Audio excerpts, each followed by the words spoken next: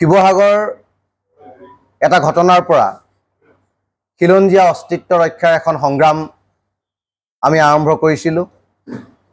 আৰু আমি এটা কথা বিশ্বাস কৰিছিলোঁ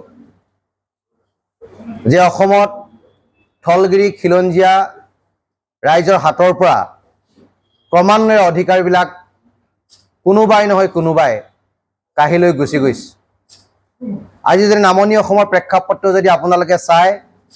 তেতিয়া দেখিব যে সময় থাকোঁতেই মানুহবিলাক বা খিলঞ্জীয়া থলগিৰি ৰাইজ সজাগ নোহোৱাৰ কাৰণে আজি নামনি অসমৰ থলগিৰি খিলঞ্জীয়া ৰাইজে যি এটা দুৰ্যোগপূৰ্ণ মুহূৰ্তৰ সন্মুখীন হৈ আছে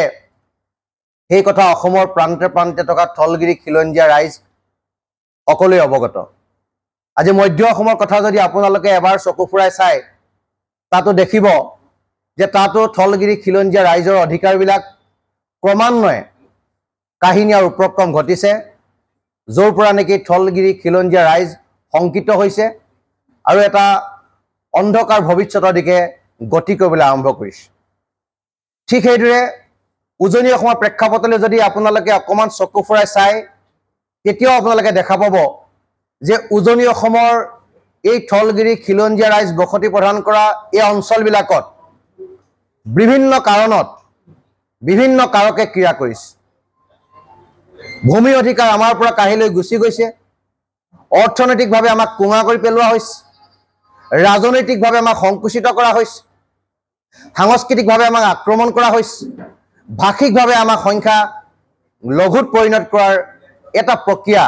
উজনি অসমতো ক্ৰমান্বয়ে চলি আছে। যিটো প্ৰক্ৰিয়া আজি 30 বা 40 বছৰ আগতে নামনি অসমত হৈছিল, মধ্য অসমত যিটো প্ৰক্ৰিয়া চলি আছে সেই একেই প্ৰক্ৰিয়া উজনি অসমৰ প্ৰতিটো প্ৰান্তত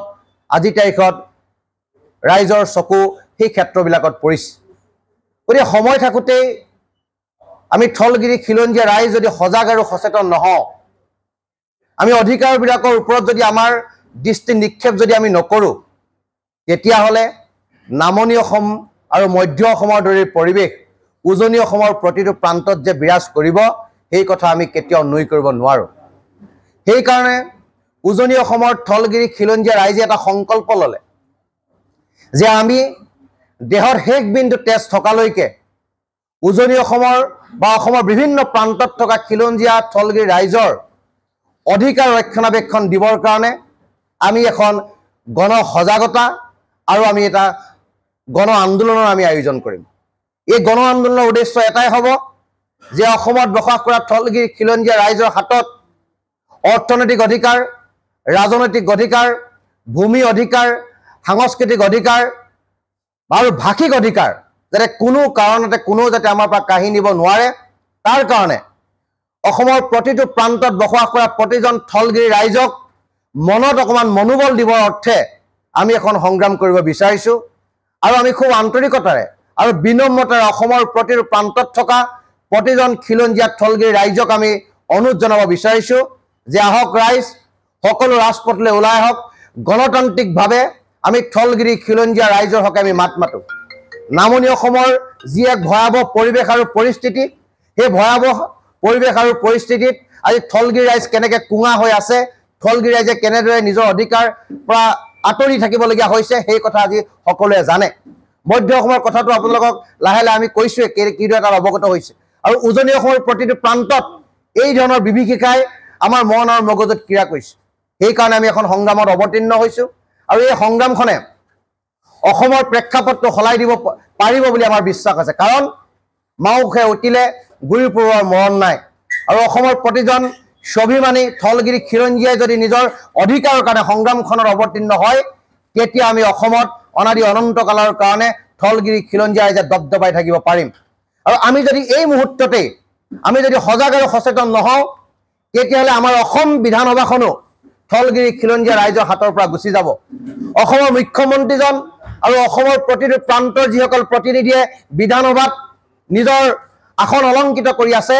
তেখেতলোকেও কেতিয়াও থলগিৰি খিলঞ্জীয়া ৰাইজৰ মনৰ মানুহ সেইসকল মন্ত্ৰী বিধায়ক নহ'ব। গতিকে আমি অসম বিধানসভাখন অনাদি অনন্তকালৰ কাৰণে যাতে থলগিৰি খিলঞ্জীয়া ৰাইজৰ কাৰণে সংৰক্ষিত হয়,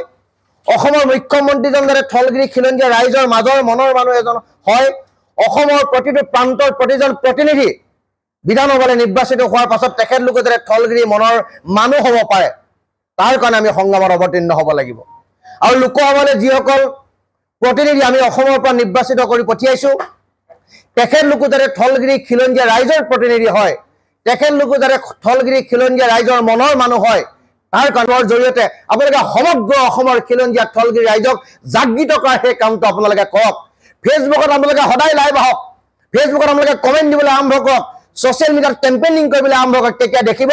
যে অসমত থকা প্ৰতিটো প্ৰান্তৰ প্ৰতিজন থলগিৰি জনতাই নিজৰ অধিকাৰ কাৰণে সংগ্ৰাম কৰিবলগীয়া হৈছে আৰু যিটো সংগ্ৰামৰ কাৰণে কোনো বহিৰাগত মানুহে কোনো বিদেশী মানুহে থলগিৰি ৰাইজক আঙুলি টুৱাব পৰিৱেশৰ সৃষ্টি নহ'ব আৰু যিখন চৰকাৰৰ কথা আমি কৈছো সেই চৰকাৰখনেও থলগিৰি ৰাইজৰ বিপক্ষে গৈ সিদ্ধান্ত ল'ব পৰা পৰিৱেশ অসমত নহ'ব এই ধৰণৰ পৰিৱেশৰ মাজেৰে অসমত অসমীয়াক জাগৃত কৰা এটা পৰিৱেশ ৰচনা কৰিব লাগিব আৰু সেই পৰিৱেশৰ দায়িত্ব আমি 30টা জাতীয় জনগোষ্ঠী সংগঠনে লোৱা নাই সেই ৰাইজক জাগৃত কৰাৰ দায়িত্ব অসমৰ প্ৰতিজন থলগিৰি সচেতন যুৱক যুৱতীয়ে ল'ব লাগিব ইউনিভাৰ্চিটিত পঢ়ি থকা প্ৰতিজন থলগিৰি খিলঞ্জীয়া যুৱক যুৱতীয়ে সেই দায়িত্ব ল'ব লাগিব আজি কলেজত পঢ়ি থকা প্ৰতিজন থলগিৰি ৰাইজৰ প্ৰতিনিধিয়ে সেইটো দায়িত্ব ল'ব লাগিব আজি PhD স্কলাৰ কৰি থকা অসমৰ প্ৰতিটো প্ৰান্তত থকা থলগিৰি খিলঞ্জীয়া ৰাইজে সেইটো দায়িত্ব ল'ব লাগিব আজি থলগিৰি খিলঞ্জীয়া ৰাইজৰ পৰা যিসকল ব্যুৰ'ক্ৰেচিত আছে যিসকল IPS বিষয়া আছে IAS বিষয়া আছে যিসকলে ACS কৰি আছে APSC যিসকলে চাকৰিত অৱতীৰ্ণ হৈ আছে তেখেতলোকেও এই দায়িত্ব ল'ব লাগিব আৰু তেতিয়াহে অসম সুৰক্ষিত হ'ব অসমীয়া সুৰক্ষিত হ'ব এই কথাবিলাক আমি অসমবাসী ৰাইজক আপোনালোকৰ মাধ্যমেৰে অৱগত কৰিছোঁ পুনৰবাৰ আমি এই শিৱসাগৰ প্ৰেছ ক্লাবৰ পৰা সমগ্ৰ অসমৰ থলগিৰি খিলঞ্জীয়া ৰাইজক হাতজোৰ কৰি অনুৰোধ জনাইছোঁ শদিয়াৰ পৰা ধুবুৰীলৈকে সকলো শ্ৰেণীৰ লোকক আমি অনুৰোধ জনাইছোঁ যে আহক এখন ঐক্যবদ্ধ সংগ্ৰামৰ প্ৰয়োজনীয়তা আছে এই ঐক্যবদ্ধ সংগ্ৰামৰ প্ৰয়োজনীয়তাৰ কথা আপোনালোকে উপলব্ধি কৰক আৰু যাতে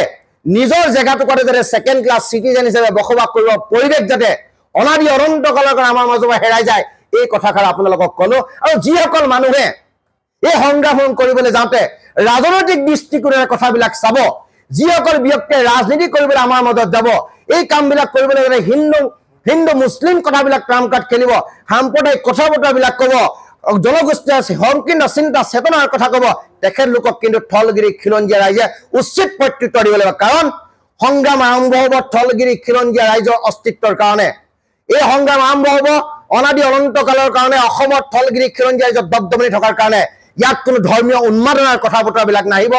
ইয়াত কোনো সাম্প্ৰদায়িক কথা বতৰা নাহিব ইয়াত কোনো জনগোষ্ঠী সংকীৰ্ণ চিন্তা চেতনাৰ কথা নাহিব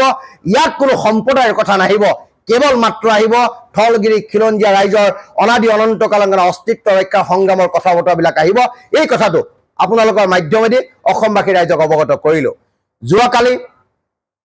শিৱসাগৰ 30টা জাতীয় জনগোষ্ঠী সংগঠনে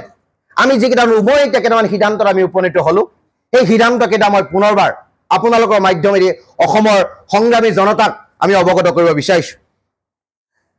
30 জাতীয় জনগোষ্ঠীয় সংগঠনৰ ঐক্যবদ্ধ সংগ্ৰামৰ মাতৃভূমি অনাদি অনন্তকালৰ কাৰণে খিলঞ্জীয়া ৰাইজৰ প্ৰভুত্ব থকাৰ উদ্দেশ্যে আমি অক্টোবৰ মাহৰ শেষৰ ফালে শিৱসাগৰত এখন বিশাল গণসমাৱেশৰ আমি আয়োজন কৰিছোঁ এই গণসমাৱেশত জাতি বৰ্ণ ধৰ্ম নিৰ্বিশেষে সকলো থলগিৰি খিলঞ্জীয়া ৰাইজৰ সহায় সহযোগ আমি একান্তই কামনা কৰিলোঁ যদি কোনোবা ব্যক্তি সেই আন্দোলনখনত যদি অংশগ্ৰহণ কৰিব নোৱাৰে ঘৰৰ পৰাই ফেচবুক লাইভ কৰক ছ'চিয়েল মিডিয়াত আপোনালোকে সক্ৰিয় হৈ থাকক আৰু থলগিৰি খিলঞ্জীয়া ৰাইজৰ কাৰণে আপোনালোকে কেম্পেইনিং কৰক দেখিব আমাৰ যি আন্দোলন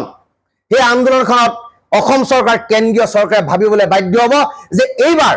থলগিৰি খিলঞ্জীয়া ৰাইজ জাগ্ৰত হৈছে আৰু তেখেতলোকৰ পক্ষত থাকি সিদ্ধান্ত গ্ৰহণ কৰাটো থলগিৰি খিলঞ্জীয়া ৰাইজৰ নিৰ্বাচিত চৰকাৰখনৰ নৈতিক দায়িত্ব আৰু কৰ্তব্য বুলি তেখেতলোকে ভাবিব আৰু এটা স্পৰ্শকাতৰ বিষয় আপোনালোকক ক'ব বিচাৰিছোঁ যে শিৱসাগৰত এগৰাকী থলগিৰি খিলঞ্জীয়া জীয়াৰীক যেতিয়া ৰাজপথত যেতিয়া আক্ৰমণ কৰা হ'ল তেখেতক যেতিয়া গুৰুলাগুলকৈ পিতা হ'ল সেই ৰাষ্ট্ৰীয় পাঞ্জা খেলুৱৈগৰাকী যেতিয়া অন্তভাগ ফালি দিয়া হ'ল তেতিয়া শিৱসাগৰত এটা প্ৰতিবাদ হ'ল সেই প্ৰতিবাদত আমি শিৱসাগৰ সকলো স্তৰৰ ৰাইজ খিলঞ্জীয়া ৰাইজ অংশগ্ৰহণ কৰিলে আৰু অংশগ্ৰহণ কৰাৰ পিছত এটা খুব সুন্দৰ পৰিৱেশৰ মাজত গোটেই পৰিস্থিতি সাম কাটিলে শিৱসাগৰত এটা সুন্দৰ পৰিৱেশ হ'ল ব্যৱসায় বাণিজ্যত ধুনীয়াকৈ চলি আছে ভাতৃত্ববোধৰ মাজেৰে সকলো কথাবিলাক শেষ হৈ গুচি গ'ল কিন্তু দুৰ্ভাগ্যবশতঃ যে শিৱসাগৰ নাজিৰা সমষ্টিৰ বিধায়ক CLP নেতা কংগ্ৰেছ দলৰ তেওঁ নেতা দেৱব্ৰত শইকীয়াদেৱে অসমত ল এণ্ড অৰ্ডাৰ পৰিস্থিতিৰ কথা ক'বলৈ গৈ খিলঞ্জীয়া ৰাইজৰ এই 30টা সংগঠনক যি ধৰণে উপলুঙা কৰিলে যি ধৰণে তেখেতলোকে তাচ্ছিল্য কৰিলে আৰু আমাৰ সিদ্ধান্তক যি ধৰণে অগণতান্ত্ৰিক অমানসিক আৰু এইটো ল এণ্ড অৰ্ডাৰ চিটুৱেশ্যন কৰিব পৰা পৰিৱেশ হ'ল বুলি তেখেতে যিটো এছেম্বলিত যিটো বক্তব্য ৰাখিলে সেই বক্তব্য আমি দুৰ্ঘৰ বিৰোধিতা কৰিছোঁ আৰু দেৱব্ৰত শইকীয়া ডাঙৰীয়া আৰু কংগ্ৰেছ দলৰ সভাপতি ভূপেন বৰা ডাঙৰীয়াৰ উপস্থিতিত সুস্মিতা দেৱে তেখেতলোকৰ বিৰোধী দলৰ ঐক্যমঞ্চৰ সক্ৰিয় সদস্য তৃণমূল কংগ্ৰেছৰ নেত্ৰী সুস্মিতা দেৱে প্ৰেছ মিট দি এটা কথা ক'লে যে শিৱসাগৰ 30টা জাতীয় জনগোষ্ঠীয় সংগঠনে এখিনি মানুহক যে কাণত ধৰি আঁঠু কঢ়ালে তাৰ পৰিৱৰ্তে তেখেতলোকে আলফাক কাণত ধৰি আঁঠু কঢ়াব পাৰিবনে নোৱাৰে এই কথাটো সুস্মিতা দেৱে আমাৰ প্ৰেছ মিটত কথাটো ক'লে আৰু সেই প্ৰেছ মিটখনত দেৱব্ৰত শইকীয়া ডাঙৰীয়া আৰু কংগ্ৰেছৰ সভাপতি ভূপেন বৰা ডাঙৰীয়া উপস্থিতিৰ কথাবিলাক ক'লে গতিকে আমি পোনপ্ৰথমেই দেৱব্ৰত শইকীয়া ডাঙৰীয়াক আমি সুধিব বিচাৰিছোঁ যে আপুনি শিৱসাগৰত ল এণ্ড অৰ্ডাৰ পৰিস্থিতিৰ সৃষ্টি হোৱাৰ কাম কোনে কৰিলে যে এজনী ছোৱালীক ৰাজপথত খিলঞ্জীয়া থলগিৰি ছোৱালীক দিন দুপৰত দুৰ্বৃত্তই গোলাগোলকৈ পিটি গাৰ বস্ত্ৰ ফালি দিওঁতে ল এণ্ড অৰ্ডাৰ পৰিৱেশ সৃষ্টি হ'ল নে শিৱসাগৰ যুৱদলত অসম চৰকাৰৰ মধ্যস্থতাত যিটো এটা শান্তিপূৰ্ণভাৱে যিটো মীমাংসা হ'ল সেই মীমাংসা হওঁতে ল এণ্ড অৰ্ডাৰ পৰিস্থিতিৰ সৃষ্টি হ'ল সেই কথাটো আপুনি উত্তৰ আমাক দিব লাগিব আৰু আপুনি এটা কথা স্পষ্টভাৱে ক'ব লাগিব যে 30টা জাতীয় জনগোষ্ঠীয় সংগঠনক আপুনি এছেম্বলিত যিটো তুচ্ছ তাচ্ছিল্য সূচক যিটো মন্তব্য কৰিবলৈ গ'ল মুখ্যমন্ত্ৰী ডাঙৰীয়াৰ লগত ৰাজনৈতিক বক্তব্য তৰ্কাতৰ্কি লাগোতে তেখেত দলৰ হলঠেকত পেলাবলৈ গৈ 30টা অৰাজনৈতিক এই সংগ্ৰামৰ পথটো দীঘলীয়া হ'ব সেই কথা আমি নিশ্চিতভাৱে জানো কিন্তু সংগ্ৰামৰ পথ যিমানেই দীঘলীয়া নহওক লাগিলে যদি সময় থাকোঁতে আমি সজাগ আৰু সচেতন নহওঁ তেতিয়াহ'লে আমি অসমত দ্বিতীয় শ্ৰেণীৰ নাগৰিক হিচাপে থলগিৰি খিলঞ্জীয়া ৰাইজে বসবাস কৰিব লাগিব আমি সেই কথা কেতিয়াও মানি ল'ব নোৱাৰোঁ আমি সেই কথা কেতিয়াও স্বীকাৰ কৰিব নোৱাৰোঁ আমি তেনেকুৱা পৰিৱেশত আমি আঁঠুলৈ জীয়াই থাকিব নোৱাৰোঁ গতিকে এই আঁঠুলৈ জীয়াই থকা পৰিৱেশটো নহ'বৰ কাৰণে আমি শিৱসাগৰৰ পৰা এখন গণসংগ্ৰামো আমি আয়োজন কৰিছোঁ যিখন গণসংগ্ৰামত অসমৰ প্ৰতিটো প্ৰান্তৰ থলগিৰি খিলঞ্জীয়া ৰাইজে একত্ৰিতভাৱে সন্মুখ সময়ত এখন যুদ্ধ কৰিব এই যুদ্ধখন কাৰো বিপক্ষে হোৱা যুদ্ধ নহয় এই যুদ্ধখন চৰকাৰৰ বিৰুদ্ধে হোৱা যুদ্ধ নহয় এই যুদ্ধখন কোনো এটা সম্প্ৰদায় বা গোষ্ঠীৰ বিৰুদ্ধে হোৱা যুদ্ধ নহয় এই যুদ্ধখন হৈছে এটা সাংবিধানিক যুদ্ধ আৰু এই যুদ্ধখন হ'ব এখন সম্পূৰ্ণ গণতান্ত্ৰিক যুদ্ধ যিখন গণতান্ত্ৰিক আৰু সাংবিধানিক যুদ্ধই অসমত খিলঞ্জীয়া ৰাইজৰ অস্তিত্ব অনাদি অনন্তকালৰ কাৰণে সংৰক্ষিত কৰিব সেইখন যুদ্ধত আমি অৱতীৰ্ণ হ'ব বিচাৰিছোঁ গতিকে অসমৰ প্ৰতিটো প্ৰান্তত থকা থলগিৰি খিলঞ্জীয়া ৰাইজৰ জাতি বৰ্ণ ধৰ্ম নিৰ্বিশেষে সকলোকে আমি এই সংগ্ৰামৰ অংশীদাৰিত্ব স্বীকাৰ কৰিবৰ কাৰণে আপোনালোকৰ মাধ্যমেদি পুনৰবাৰ বিনম্ৰতাৰে অনুৰোধ জনাইছোঁ আমি আৰু এটা কথা আপোনালোকৰ মাধ্যমেদি ক'ব বিচাৰিছোঁ অসমৰ প্ৰতিটো ক্ষেত্ৰত প্ৰতিটো চুকে কোণে থকা মানুহখিনি একত্ৰিতভাৱে হৈ নিজৰ নিজৰ অঞ্চলত নিজৰ নিজৰ ঠাইত থলগিৰি খিলঞ্জীয়া ৰাইজৰ সংৰক্ষণৰ কাৰণে আপোনালোক ওলাই আহক ইয়াত এইটো কথা নহয় যে অসমৰ বিভিন্ন প্ৰান্তৰ ৰাইজসকল একেলগে থাকি আমি একেলগে সংগ্ৰাম কৰিবলৈ তেনেকুৱা কোনো কথা নাই কিন্তু আমি এপিল কৰিব বিচাৰিছোঁ যে আপোনালোক যদি বৰপেটাত খিলঞ্জীয়া থলগিৰি ৰাইজ আছে আপোনালোক সেই সকলো ৰাজপথলৈ ওলাই আহক আজি নলবাৰীত যদি খিলঞ্জীয়া থলগিৰি ৰাইজ আছে সেই সকলো ৰাজপথলৈ ওলাই আহক আজি যদি লখিমপুৰ ধেমাজিত থলগিৰি খিলঞ্জীয়া ৰাইজে দপদপাই আছে সেই সকলো ৰাজপথলৈ ওলাই আহক আজি কাৰ্বি আংলঙৰ থলগিৰি খিলঞ্জীয়া ৰাইজ ৰাজপথলৈ ওলাই আহক আজি ৰাভা হাছঙৰ থলগিৰি খিলঞ্জীয়া ৰাইজ ৰাজপথলৈ ওলাই আহক আৰু প্ৰতিটো প্ৰান্তৰ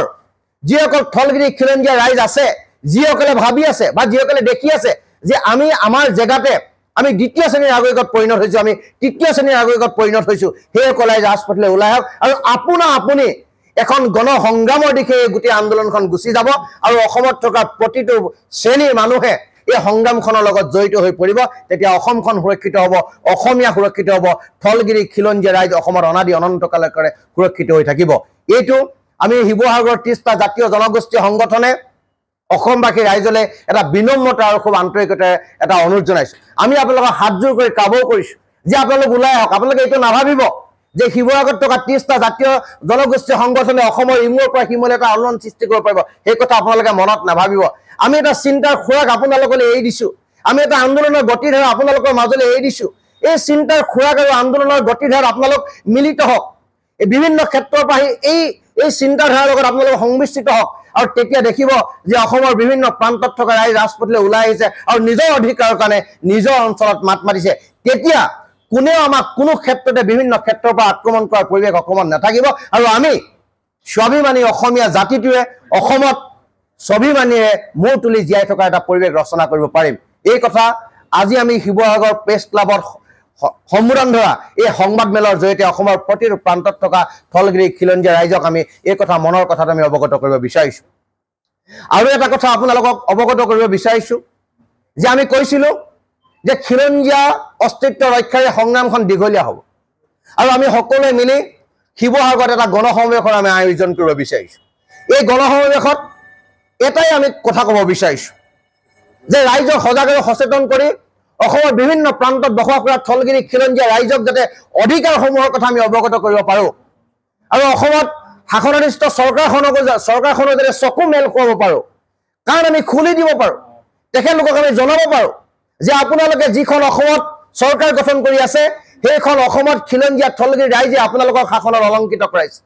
মুখ্যমন্ত্ৰী আসনত আপোনালোকক বহাইছে চৰকাৰে আপোনালোকক বনোৱাত সহায় কৰিছে গতিকে থলগিৰি খিলঞ্জীয়া ৰাইজৰ যিটো আবেগ অনুভূতি যিটো শংকা সেইটো দূৰ কৰাৰ দায়িত্ব আপোনালোকৰ এই চৰকাৰৰ দৃষ্টি নিক্ষেপ কৰিবৰ কাৰণে বন্ধ হৈ থকা চৰকাৰৰ চকু খুলি দিবৰ কাৰণে মুখ কাণ খুলি দিবৰ কাৰণে আমি এটা গণসমাৱেশৰ আয়োজন কৰিছো আৰু এই গণসমাৱেশত শিৱসাগৰকে ধৰি অসমৰ বিভিন্ন প্ৰান্তৰ উজনি অসমৰ বিভিন্ন প্ৰান্তৰ ৰাইজসকলৰ সহায় সহযোগিতা কামনা কৰিছো এইটো নহয় যে আপোনালোকে গণসমাৱেশত অংশগ্ৰহণ কৰি ইনকলাব জিন্দাবাদ দিব লাগিব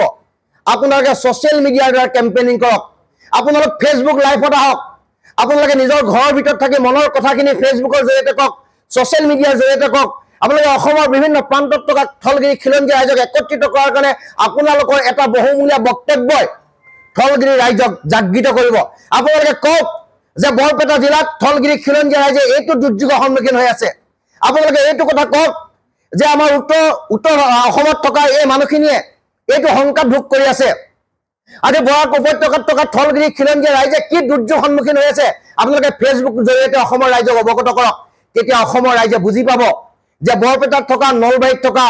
ধুবুৰীত থকা কাৰ্বি আংলঙত থকা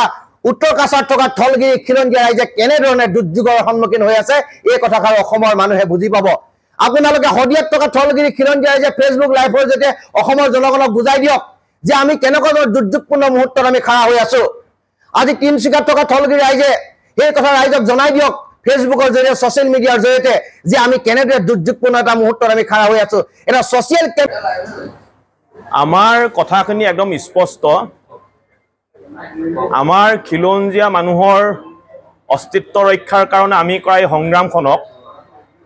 হাজাৰজনে বাধা দিবলৈ আহিলেও আমি এই মুহূৰ্তত আপোনালোকৰ সংবাদ মাধ্যমৰ জৰিয়তে এটা কথা আমি স্পষ্টকৈ কৈছোঁ যে অক্টোবৰ মাহৰ শেষৰ ফালে শিৱসাগৰত আমি 1 লাখ মানুহ আমি একেলগে সমবেত কৰাম আৰু এই 1 লাখ মানুহে একেলগে 1 লাখ খিলঞ্জীয়া মানুহে একেলগে জয় অসম বুলি চিঞৰি শিৱসাগৰ আকাশ বতাহ কপাই তুলিব আৰু খিলঞ্জীয়া মানুহৰ অধিকাৰৰ কাৰণে ভূমি অধিকাৰ সম্পদ অধিকাৰ অৰ্থনৈতিক অধিকাৰ ৰাজনৈতিক অধিকাৰ সকলোবিলাক অধিকাৰৰ কাৰণে এখন দীঘলীয়া সংগ্ৰাম কৰিবৰ কাৰণে সমগ্ৰ অসমবাসী ৰাইজ আগবাঢ়ি আহিব ইতিমধ্যে শিৱসাগৰ জিলাৰ পৰা 30টা জাতীয় জনগোষ্ঠীয় দল সংগঠনে খিলঞ্জীয়া মানুহৰ এক সুৰক্ষিত ভৱিষ্যতৰ কাৰণে যিখন সংগ্ৰাম আমি আৰম্ভ কৰিছিলোঁ এই সংগ্ৰামখনে বিশেষকৈ উজনি অসমৰ প্ৰতিখন জিলাৰ খিলঞ্জীয়া ৰাইজৰ হৃদয় স্পৰ্শ কৰিছে আজি উজনি অসমৰ প্ৰতিখন জিলাৰ জাতীয় জনগোষ্ঠীয় দল সংগঠন আৰু খিলঞ্জীয়া ৰাইজ ঐক্যবদ্ধ হৈছে আৰু ঐক্যবদ্ধ হৈ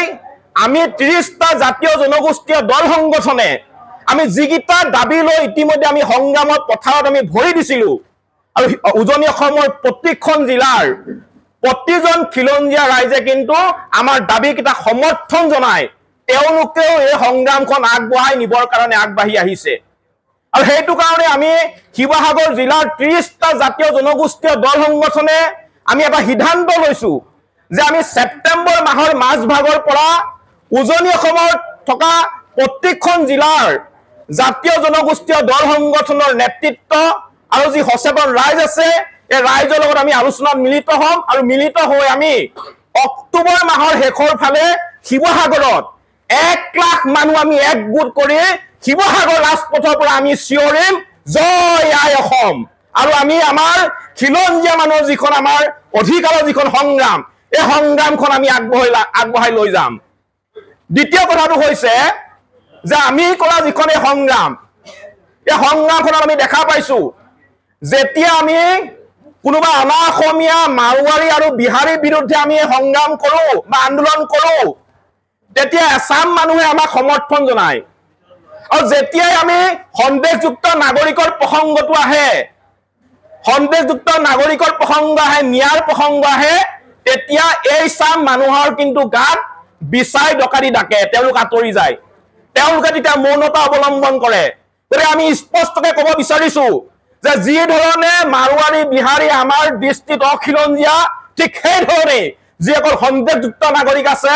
মিয়া তেওঁলোক কৈছো আমাৰ দৃষ্টিত অখিলঞ্জীয়া গতিকে আমাৰ যুঁজখন হৈছে খিলঞ্জীয়া আৰু অখিলঞ্জীয়াৰ মাজত হোৱা এখন যুঁজ কাৰণ আজিৰ তাৰিখত উজনি অসমৰ প্ৰতিখন জিলাত যেনেকৈ অনা অসমীয়া আগ্ৰাসন চলাইছে ঠিক তেনেধৰণে কিন্তু সন্দেহযুক্ত নাগৰিকৰ আগ্ৰাসন হৈছে আমাৰ মাটিক ক্ৰয় কৰিছে আমাক অৰ্থনৈতিক আমাৰ গোটেই ব্যৱস্থাটো এতিয়া সন্দেহযুক্ত নাগৰিকৰ হাতলৈ গুচি গৈছে আপোনালোকে দেখিছে যে দুদিনমানৰ আগতে যেতিয়া নগাঁও জিলাৰ পৰা যেতিয়া আমাৰ মাছ বন্ধ কৰি দিম বুলি আমাক হুংকাৰ দিলে তেতিয়া কিন্তু উজনি অসমৰ কেইবাখনো বজাৰ ইতিমধ্যে স্তব্ধ হৈ পৰিছিলে ইয়াৰ পৰা এটা কথা স্পষ্ট হৈ পৰিছে যে উজনি অসমৰ গোটেই অৰ্থনৈতিক যিটো ব্যৱস্থা এই ব্যৱস্থাটো এতিয়া আমাৰ এছাম সন্দেহযুক্ত মানুহে তেওঁলোকৰ হাতৰ মুঠিত ৰাখিছে আজি উজনি অসমৰ মাছ মাংস শাক পাচলি কণী সকলোবিলাক আজি সন্দেহযুক্ত নাগৰিক হাতত এতিয়া তেওঁলোকৰ হাতত আছে গতিকে আমাৰ এই সংগ্ৰামখন যাতে উজনি অসমৰ গোটেই অৰ্থনৈতিক ব্যৱস্থাটো যাতে আমি আমাৰ থলুৱা খিলঞ্জীয়াৰ মানুহৰ যাতে আমি ৰাখিব পাৰো আমাৰ থলুৱা মানুহে যাতে কাম বন কৰি গোটেই অৰ্থনৈতিক ব্যৱস্থাটো আমাৰ হাতলৈ আনিব পাৰে তাৰ কাৰণেও কিন্তু এই সংগ্ৰামখন আমি আগবঢ়াই লৈ যাম গতিকে আমাৰ কথাটো স্পষ্ট যে এই যুঁজখন হৈছে খিলঞ্জীয়া আৰু অখিলঞ্জীয়াৰ মাজত হোৱা এখন যুঁজ আমি বাৰে বাৰে কৈ আছো যে এই মাতৃভূমিত অনাদি অনন্ত কাললৈ খিলঞ্জীয়া মানুহৰ প্ৰভুত্ব থাকিব লাগিব আধিপত্য থাকিব লাগিব অসমৰ ভাষা কলা কৃষ্টি সংস্কৃতিয়ে চিৰদিন চিৰকালৰ কাৰণে উচ্চ স্থানত জিলিকি থাকিব লাগিব অসমৰ সম্পদৰ অধিকাৰ ভূমি অধিকাৰ অসমীয়া মানুহৰ থাকিব লাগিব আমি তাৰ কাৰণে সংগ্ৰাম কৰিছো আৰু আমি সংগ্ৰাম কৰি যাম কিন্তু এতিয়া আমাৰ এটা ডাঙৰ প্ৰশ্ন হৈছে যে এতিয়া খিলঞ্জীয়াৰ পক্ষত কোন আছে আজিৰ তাৰিখত আমাৰ মনত অহা ডাঙৰ প্ৰশ্নটো হৈছে যে আজিৰ তাৰিখত খিলঞ্জীয়াৰ পক্ষত কোন আছে আমি যদি অনা অসমীয়াৰ কথা ক'বলৈ যাওঁ তেতিয়া আসাম ৰাজনৈতিক নেতা আমাক সমৰ্থন কৰে কিন্তু যদি আমি সন্দেহযুক্ত মানুহৰ কথা ক'বলৈ যাওঁ কিন্তু তেতিয়া তেওঁলোকে মৌনতা অৱলম্বন কৰে ইয়াৰ পৰা এটা কথা স্পষ্ট হৈ পৰিছে যে আজিৰ তাৰিখত কিন্তু আমাৰ খিলঞ্জীয়াৰ মানুহৰ পক্ষত কোনো মানুহ নাই কোনো ৰাজনৈতিক দল নাই কোনো মানুহ নাই গতিকে আমাৰ অসমত থকা প্ৰতিজন খিলঞ্জীয়া মানুহে নিজৰ অধিকাৰ কাঢ়ি আনিবৰ কাৰণে কিন্তু নিজে ৰাজপথলৈ ওলাই আহিব লাগিব আৰু সেই কাৰণে আমি অক্টোবৰ মাহৰ শেষৰ ফালে আমি যিখন বিশাল গণসমাৱেশ আমি আয়োজন কৰিবলৈ গৈ আছো এই গণসমাৱেশখনক অসম আৰু অসমীয়া জাতিক ভাল পোৱা জাতি বৰ্ণ ধৰ্ম ভাষা নিৰ্বিশেষে সকলো মানুহে ইয়াত সমবেত হ'বৰ কাৰণে সকলো মানুহ একগোট হৈ সকলো মানুহে মুখত জয় আই অসম বুলি চিঞৰি অসমৰ আকাশ পতাক কপাই তুলিবৰ কাৰণে আমি এই সংবাদ মেলৰ জৰিয়তে এতিয়া আমি অনুৰোধ জনাইছো সেই সময়ত কেৱল মাত্ৰ বংগমূলীয় বাংলাদেশীসকলক প্ৰশ্ৰয় দি তেওঁলোকে এটা অসমত যিটো আজিৰ তাৰিখত যিটো এটা পৰিৱেশ হৈছে আমি এই কথাটো যে বাৰে বাৰে কৈ আছো যে নামনি অসমখনক ইতিমধ্যে নামনি অসমৰ বিভিন্ন প্ৰান্তত ইতিমধ্যে বংগমূলীয় বহিৰাগতৰ দ্বাৰা ইতিমধ্যে তাত দখল কৰা হৈছে আমাৰ যিসকল অসমীয়া খিলঞ্জীয়া লোক আছে তাত অসুৰক্ষিত হৈ পৰিছে এই কথা ইতিমধ্যে বহু সংখ্যালঘু সংগঠনৰ ফালৰ পৰাও সংখ্যালঘু সংগঠনৰ নেতৃত্বই সংবাদ মাধ্যমত ব্যক্ত কৰিছে যে আমাৰ যিসকল খিলঞ্জীয়া মুছলমান আছে সেইসকলো আজি তাৰিখত নামনি অসমত সুৰক্ষিত নহয়। গতিকে আমি এই কথাবিলাক পাহৰি যোৱা নাই। আমি খিলঞ্জীয়া আৰু অখিলঞ্জীয়াৰ কথাটো ক'বলৈ যাওঁতে কোনো ধৰণৰ ধৰ্ম সম্প্ৰদায়ৰ কথা আমি ৩০ জাতীয় জনগোষ্ঠী সংগঠনৰ তৰফৰ পৰা আমি উল্লেখ কৰা নাই। আজি যি ধৰ্মৰে নহওক, যিসকল অখিলঞ্জীয়া, যিসকল বাহিৰাগতই, যি ধৰ্মৰে নহওক, অসমীয়াৰ জাতিৰ কাৰণে যিসকল ভাবুকি তেখেতসকল ভাবুকিয়েই। গতিকে সময় থাকোঁতে যদি আমি ইয়াৰ বিৰোধিতা নকৰোঁ, ইয়াৰ বিৰোধিতা এখন গণ আন্দোলন আৰম্ভ নকৰোঁ, তেতিয়াহ'লে অনাগত সময়ত অসম মুলুকত কোনো অসমীয়া জাতি জীয়াই নাথাকিব, এই কথা নিশ্চিত। আৰু এটা কথা মানে বিভিন্ন আপোনালোকে প্ৰশ্ন কৰি আছে বিগত সময়তো যে সংগ্ৰামখন কেৱল উজনি অসমতে হৈছে, নামনি অসমলৈও এখন সংগ্ৰাম বিয়পাই নিয়া হ'বনে নাই। আমি এটা কথা আপোনালোকক আগতেই কৈছোঁ, সংগ্ৰামখন উজনি অসমৰ পৰা আৰম্ভ কৰিছোঁ, লাহে লাহে আমি সংগ্ৰামখন নামনি অসমলৈও আমি বিয়পাই দিম। আমি খিলঞ্জীয়া জাতি জনগোষ্ঠীক একত্ৰিত কৰিম। ইতিমধ্যে আমাৰ উজনি অসমৰ অন্যান্য জিলাসমূহত যিসমূহ ঐক্যমঞ্চ, আমাৰ বিভিন্ন ধৰণৰ ঐক্যমঞ্চ গঠন হৈ পৰিছে খিলঞ্জীয়াৰ পক্ষত, তেখেতসকলকো আমি একত্ৰিত কৰাৰ আমি সিদ্ধান্ত গ্ৰহণ কৰিছোঁ। সকলোৰে লগত আলোচনা বিলোচনা কৰি আমি অক্টোবৰ মাহৰ শেষৰ ফালে এখন গণসংগ্ৰাম আমি আৰম্ভ কৰিম। আৰু আপোনালোক সকলো খিলঞ্জীয়া অসমীয়া জনগোষ্ঠী, অসমীয়া জাতি, সকলো ৰাইজৰ জাতি ধৰ্ম নিৰ্বিশেষে সকলো সম্প্ৰদায়ৰ আমি সহযোগিতা আমি কামনা কৰিছোঁ। ধন্যবাদ। স্তম্ভ সাংবাদিক বন্ধুসকললৈ আমি ৩০ জাতীয় জনগোষ্ঠী সংগঠনৰ তৰফৰ পৰা আন্তৰিক শ্ৰদ্ধা জনাইছোঁ। ইতিমধ্যে সদুতা আহোম ছাত্ৰ সন্থাৰ সভাপতি বসন্ত গগৈ ডাঙৰীয়াই যোৱাকালিৰ আমাৰ ৩০ জাতীয় জনগোষ্ঠী সংগঠনৰ যি উমৈহতীয়া বৈঠক হৈছিলে, বৈঠকত যিখিনি সিদ্ধান্ত গ্ৰহণ কৰা হৈছে এইখিনি আপোনালোকৰ আগত প্ৰকাশ কৰিছে। আমাৰ তৰফৰ পৰা আমি এটা কথা অসমবাসী ৰাইজক আমি জনাব বিচাৰিছোঁ, বা ইতিমধ্যে আপোনালোকে গোটেই পৰিৱেশটো নিজে আপোনালোকে প্ৰত্যক্ষ কৰিছে। যোৱা 19 তাৰিখে অসমৰ খিলঞ্জীয়া জাতি জনগোষ্ঠীসকলৰ অস্তিত্ব সুৰক্ষাৰ স্বাৰ্থত আমি ৩০ জাতীয় জনগোষ্ঠী সংগঠনে একত্ৰিত হৈ শিৱসাগৰৰ পৰা এখন গণতান্ত্ৰিক সংগ্ৰাম আমি আৰম্ভ কৰিছিলোঁ। আৰু এই গণতান্ত্ৰিক সংগ্ৰামখনত অসমৰ জাতি ধৰ্ম বৰ্ণ নিৰ্বিশেষে সকলো খিলঞ্জীয়া ৰাইজে স্বতঃস্ফূৰ্তভাৱে আমাক সঁহাৰি আগবঢ়াইছে। আৰু ইতিমধ্যে আমি এটা কথা অসমৰ খিলঞ্জীয়া জাতি জনগোষ্ঠীৰ ৰাইজৰ পৰা আমি উপলব্ধি কৰিছোঁ যে অনন্ত কাললৈ অসমীয়া জাতিটোক সুৰক্ষিত কৰিবৰ কাৰণে অসমৰ খিলঞ্জীয়া জাতি জনগোষ্ঠীসমূহৰ ভূমিৰ ওপৰত অধিকাৰ, সম্পদৰ ওপৰত অধিকাৰ সাব্যস্তকৰণৰ বাবে ৩০ জাতীয় জনগোষ্ঠী সংগঠনৰ নেতৃত্বত এখন গণসংগ্ৰামৰ অসমৰ ৰাইজে পোষকতা কৰিছে। আৰু আমি ৩০ জাতীয় জনগোষ্ঠী সংগঠনৰ নেতৃবৃন্দ এই সংগ্ৰামখনলৈ আমি আগবাঢ়ি আহিছোঁ। আমি বাট দেখুৱাইহে দিব বিচাৰিছোঁ, কিন্তু নেতৃত্ব ল'ব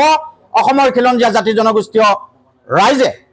আৰু এই সমগ্ৰ বিষয়টো প্ৰথম অৱস্থাত আমি উজনি অসমৰ পৰা আৰম্ভ কৰিছোঁ, আৰু অনাগত সময়ত সমগ্ৰ অসমব্যাপী এই খিলঞ্জীয়াৰ অস্তিত্ব সুৰক্ষাৰ যিখন সংগ্ৰাম, এই সংগ্ৰামখন আমি আগবঢ়াই লৈ যাম। আৰু ইতিমধ্যে এটা কথা আমি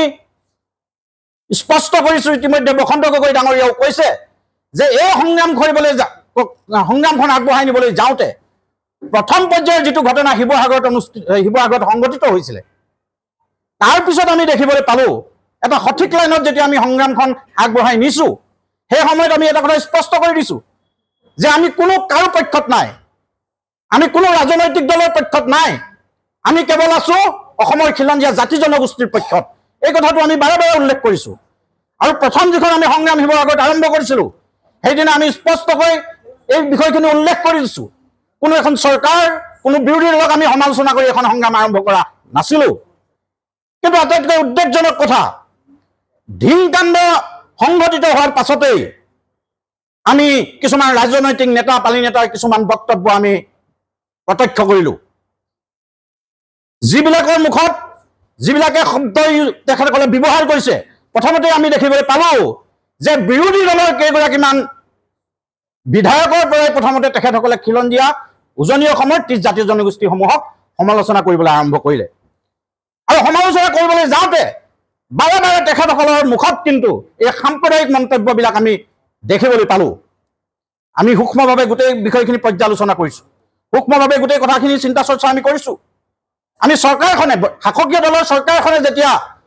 কিছু জাতি বিৰোধী সিদ্ধান্ত গ্ৰহণ কৰিছে, তেতিয়াও আমি 30 জাতীয় জনগোষ্ঠী সংগঠনে বিৰোধিতা কৰিছোঁ। কিন্তু এটা কথা আমি বুজি নাপালোঁ যে এখন খিলঞ্জীয়াৰ পক্ষত থাকি এখন সংগ্ৰাম যেতিয়া আমি আগবঢ়াই নিছিলোঁ, যেতিয়া আমি বংগমূল্য বাংলাদেশীসকলৰ বিৰুদ্ধে এখন প্ৰতিবাদ আৰম্ভ কৰিব, এখন সংগ্ৰাম আৰম্ভ কৰিব বিচাৰিলোঁ, চাৰিওফালে ৰাইজ যেতিয়া একত্ৰিত হ'ল, সেই সময়ত আমি দেখিবলৈ পালোঁ যে বেছিভাগ সময় বিৰোধী পক্ষৰ ফালৰ পৰা এই গোটেই সংগ্ৰামখন ৰাজনীতিকৰণ কৰিবৰ কাৰণে তেওঁলোকে উঠি পৰি লাগিলে। য'ত নেকি আমাৰ শিৱসাগৰ জিলাৰ বিৰোধী দলৰ দলপতি